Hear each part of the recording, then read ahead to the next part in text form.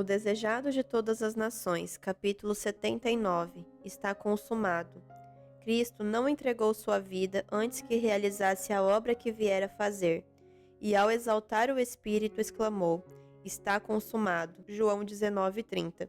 Ganhar a batalha, sua destra e seu santo braço lhe alcançaram a vitória. Como vencedor, firmou sua bandeira nas alturas eternas. Que alegria entre os anjos, todo o céu triunfou na vitória do Salvador. Satanás foi derrotado e sabia que seu reino estava perdido. Para os anjos e os mundos não caídos, o brado "está consumado" teve profunda significação. Fora em seu benefício, bem como no nosso, que se operara a grande obra da redenção. Juntamente conosco compartilham eles os frutos da vitória de Cristo. Até a morte de Jesus, o caráter de Satanás não fora ainda claramente revelado aos anjos e mundos não caídos. O arquiapóstata se revestira por tal forma de engano que mesmo os santos seres não lhe compreenderam os princípios, não viram claramente a natureza de sua rebelião. Era um ser admirável de poder e glória, o que se pusera em oposição a Deus. De Lúcifer diz o Senhor: Tu és o aferidor da medida, cheio de sabedoria e perfeito em formosura. Ezequiel 28:12. Lúcifer fora o querubim cobridor, estivera à luz da presença divina, fora o mais elevado de todos os seres criados, e o primeiro em revelar ao universo os desígnios divinos. Depois de pecar, seu poder de enganar tornou-se consumado, e mais difícil o descobrir-lhe o caráter, em virtude da exaltada posição que mantivera junto do Pai. Deus poderia haver destruído Satanás e seus adeptos tão facilmente como se pode atirar um seixo à terra. Assim não fez, porém. A rebelião não seria vencida pela força. Poder compulsor só se encontra sob o governo de Satanás. Os princípios do Senhor não são dessa ordem. Sua autoridade baseia-se na bondade, na misericórdia e no amor, e a apresentação desses princípios é o meio a ser empregado.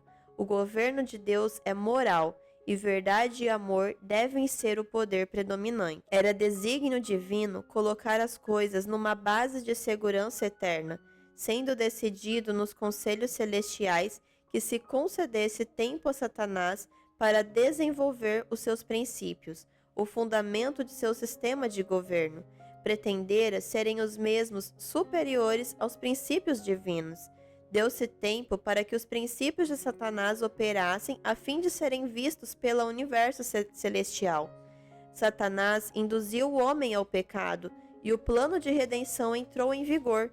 Por 4.000 anos esteve Cristo trabalhando pelo reerguimento do homem, e Satanás por sua ruína e degradação, e o universo celestial contemplava tudo. Ao vir Jesus ao mundo, o poder de Satanás voltou-se contra ele. Desde o tempo em que aqui apareceu como a criancinha de Belém, manobrou o usurpador para promover sua destruição.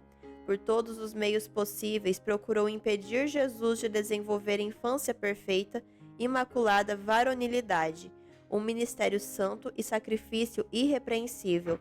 Foi derrotado, porém, não pôde levar Jesus a pecar.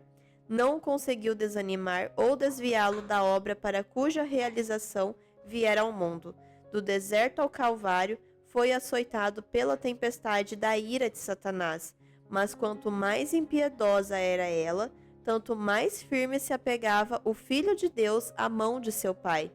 Avançando na ensanguentada vereda, todos os esforços de Satanás para oprimi-lo e vencê-lo só faziam ressaltar mais nitidamente a pureza de seu caráter. Todo o céu, bem como os não caídos mundos, foram testemunhas do conflito. Com que profundo interesse seguiram as cenas finais da luta. Viram o Salvador penetrar no horto do Getsêmani, a alma vergando sob o horror de uma grande treva.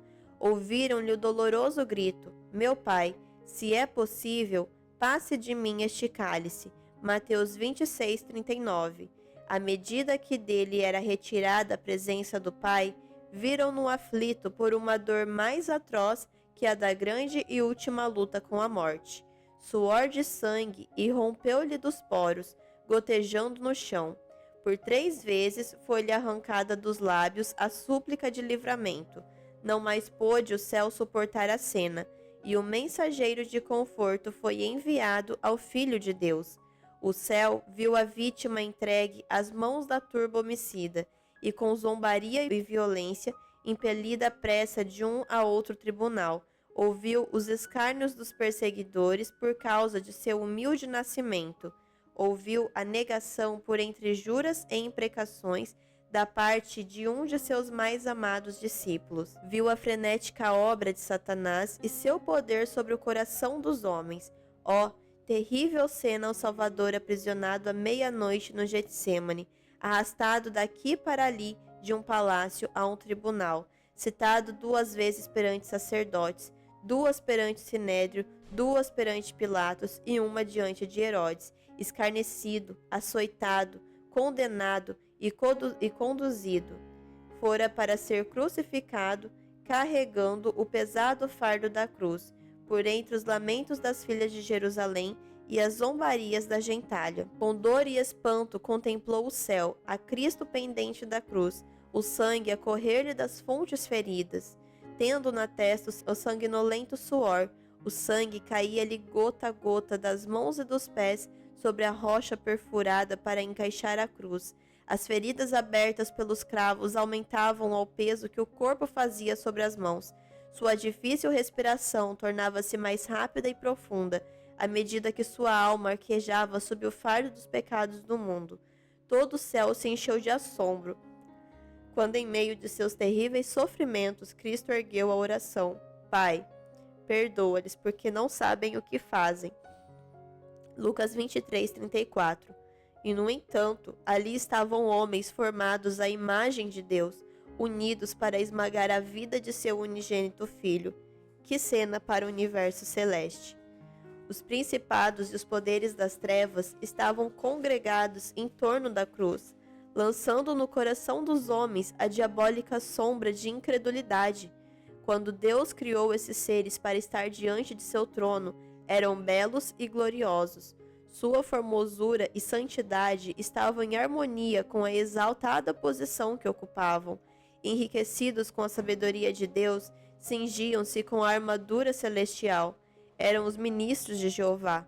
Quem poderia, no entanto, reconhecer nos anjos caídos os gloriosos serafins que outrora ministravam nas cortes celestiais? Instrumentos satânicos coligaram-se com homens maus em levar o povo a crer que Cristo era o maior dos pecadores e torná-lo objeto de abominação. Os que escarneciam de Cristo enquanto pendia da cruz estavam possuídos do espírito do primeiro grande rebelde. Ele os enchia de vis e aborrecíveis expressões, inspirava-lhes as zombarias. Com tudo isso, porém, nada ganhou. Houvesse-se podido achar um só pecado em Cristo, tivesse ele num particular que fosse cedido a Satanás para escapar à horrível tortura, e o inimigo de Deus e do homem teria triunfado. Cristo inclinou a cabeça e expirou, mas manteve firme a sua fé em Deus e a sua submissão a ele. E ouvi uma grande voz no céu que dizia: Agora chegada está a salvação, e a força e o reino do nosso Deus, e o poder do seu Cristo, porque já o acusador de nossos irmãos é derribado, o qual diante do nosso Deus os acusava de dia e de noite. Apocalipse 12, verso 10. Satanás viu que estava desmascarado. Sua administração foi exposta perante os anjos não caídos e o universo celestial. Revelara-se um homicida, derramando o sangue do Filho de Deus. Desarraigou-se Satanás das simpatias dos seres celestiais. Daí em diante sua obra seria restrita. Qualquer que fosse a atitude que tomasse, não mais podia esperar os anjos ao virem das cortes celestiais, nem perante eles acusar os irmãos de Cristo de terem vestes de trevas e contaminação de pecado. Estavam rotos os últimos laços de simpatia entre Satanás e o mundo celestial. Todavia, Satanás não foi então destruído. Os anjos não perceberam nem mesmo aí tudo quanto se achava envolvido no grande conflito. Os princípios em jogo deviam ser mais plenamente revelados, e por amor do homem, devia continuar a existência de Satanás. O homem, bem como os anjos, devia ver o contraste entre o príncipe da luz e o das trevas. Cumpria-lhes escolher a quem servir. No início do grande conflito, declarara a Satanás que a lei divina não podia ser obedecida, que a justiça era incompatível com a misericórdia e que, fosse a lei violada, impossível seria ao pecador ser perdoado. Cada pecado devia receber seu castigo, argumentava Satanás. E se Deus abrandasse o castigo do pecado, não seria um Deus de verdade e justiça. Quando o homem violou a lei divina e lhe desprezou a vontade, Satanás exultou. Estava provado, declarou, que a lei não podia ser obedecida. O homem não podia ser perdoado por haver sido banido do céu. Depois da rebelião, pretendia que a raça humana devesse ser para sempre excluída do favor divino. O Senhor não podia ser justo, argumentava, e ainda mostrar misericórdia ao pecador. Mas mesmo como pecador, achava-se o homem para com Deus em posição diversa da de Satanás. Lúcifer pecara no céu, em face da glória divina. A ele, como a nenhum outro ser criado, se revelou o amor de Deus. Compreendendo o caráter do Senhor, conhecendo-lhe a bondade, preferiu Satanás seguir sua própria vontade, independente e egoísta. Essa escolha foi decisiva. Nada mais havia que Deus pudesse fazer para o salvar. O homem, porém, foi enganado. Obscureceu-se-lhe o espírito pelo sofisma de Satanás. A altura e a profundidade do amor divino não as conhecia o homem. Para ele havia esperança no conhecimento do amor de Deus, contemplando-lhe o caráter. Podia ser novamente atraído para ele. Por meio de Jesus, foi a misericórdia divina manifestada aos homens. A misericórdia, no entanto, não pôs de parte a justiça. A lei revela os atributos do caráter de Deus e nem um jota ou tio da mesma se podia mudar. Para ir ao encontro do homem em seu estado caído, Deus não mudou sua lei, mas sacrificou-se em Cristo para a redenção do homem. Deus estava em Cristo reconciliando consigo o mundo. 2 Coríntios 5,19. A lei requer justiça, vida justa, caráter perfeito, e isso não tem o homem para dar. Não pode satisfazer as reivindicações da santa lei divina. Mas Cristo, vindo à terra como homem, viveu vida santa e desenvolveu caráter perfeito. Estes oferece ele como um dom gratuito a todos quantos o queiram receber. Sua vida substitui a dos homens. Assim obtém remissão de pecados passados, mediante a paciência de Deus. Mais que isso, Cristo lhes comunica os atributos divinos. Forma o caráter humano segundo a semelhança do caráter de Deus, uma esplêndida estrutura de força e beleza espirituais. Assim, a própria justiça da lei se cumpre no crente em Cristo. Deus pode ser justo e justificador daquele que tem fé em Jesus. Romanos 3,26. O amor de Deus tem se expressado tanto em sua justiça como em sua misericórdia. A justiça é o fundamento de seu trono e o fruto de seu amor. Era o desígnio de Satanás divorciar a misericórdia da verdade e da justiça. Buscou provar que a justiça da lei divina é o inimigo da paz. Mas Cristo mostrou que, no plano divino, elas estão indissoluvelmente unidas. Uma não pode existir sem a outra.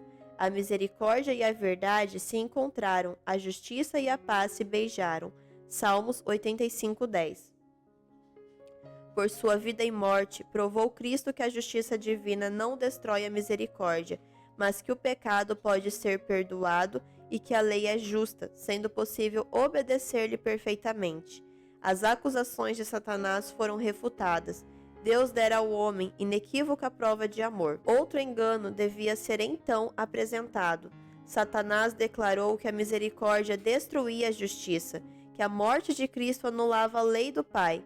Fosse possível ser a lei mudada ou anulada, então não era necessário Cristo ter morrido.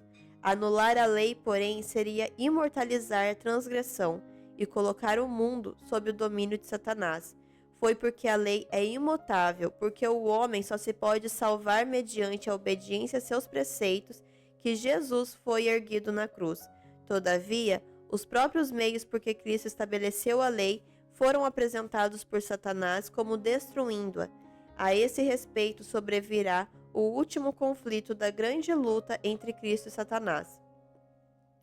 O ser defeituosa a lei pronunciada pela própria voz divina, o haverem sido certas especificações postas à margem, eis a pretensão apresentada agora por Satanás. É o último grande engano que ele há de trazer sobre o mundo. Não há necessidade de atacar toda a lei. Se pode levar os homens a desrespeitar um só preceito. Está conseguido seu objetivo, pois qualquer que guardar toda a lei e tropeçar em um só ponto tornou-se culpado de todos. Tiago 2,10.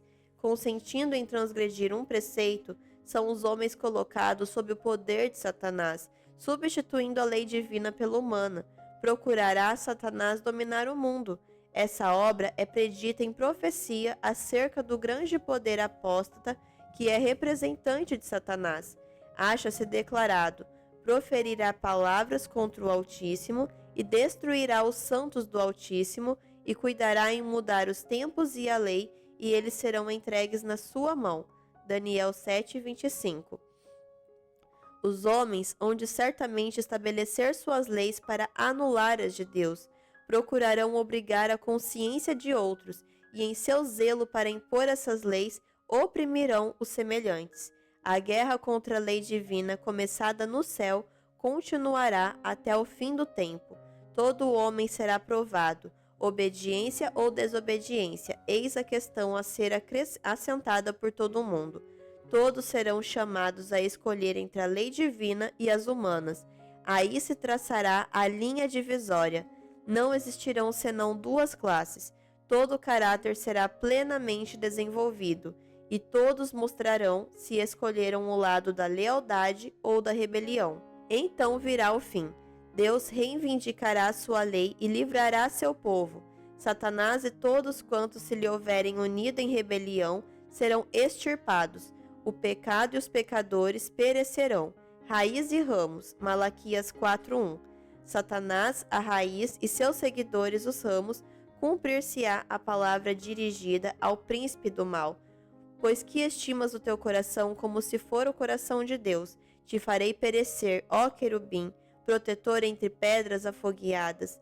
Em grande espanto te tornaste e nunca mais serás para sempre. Ezequiel 28, dos versos 6 a 19. Então o ímpio não existirá, olharás para o seu lugar e não aparecerá. Salmos 37:10. E serão como se nunca tivessem sido. Obadias 16. Isso não é um ato de poder arbitrário da parte de Deus. Os que lhe rejeitavam a misericórdia ceifarão aquilo que semearam. Deus é a fonte da vida. E quando alguém escolhe o serviço do pecado, separa-se de Deus, desligando-se assim da vida. Ele está separado da vida de Deus. Efésios 4:18. Cristo diz: todos os que me aborrecem amam a morte. Provérbios 8:36. Deus lhe dá existência por algum tempo, a fim de poderem desenvolver seu caráter e revelar seus princípios. Feito isso, receberão os resultados de sua própria escolha. Por uma vida de rebelião, Satanás e todos quantos a ele se unem, colocam-se em tanta desarmonia com Deus que sua própria presença lhes é um fogo consumidor. A glória daquele que é amor os destruirá. Ao princípio do grande conflito, os anjos não entendiam isso. Houvesse sido deixado que Satanás e seus anjos colhessem os plenos frutos de seu pecado e teriam perecido. Mas não se patentearia aos seres celestiais ser isso o inevitável resultado do pecado. Uma dúvida acerca da bondade divina haveria permanecido em seu espírito, qual ruim semente para produzir seu mortal fruto de pecado e miséria. Não será, porém, assim ao findar o grande conflito. Então, havendo-se completado o plano da redenção, o caráter de Deus é revelado a todos os seres inteligentes. Os preceitos de sua lei são vistos como perfeitos e imutáveis. Então, o pecado terá patenteado sua natureza, Satanás o seu caráter. Então, o extermínio do pecado reivindicará o amor de Deus, e estabelecerá sua honra perante um universo de seres que se deleitam em fazer sua vontade e em cujo coração está a sua lei. Bem podiam, pois, os anjos se regozijar ao contemplarem a cruz do Salvador, pois, embora não compreendessem ainda tudo, sabiam que a destruição do pecado e de Satanás fora para sempre assegurada, que a redenção do homem era certa e que o universo estava para sempre a salvo. O próprio Cristo compreendeu plenamente os resultados do sacrifício feito no Calvário. A tudo isto olhava ele quando exclamou na cruz: está consumado. João 19:30.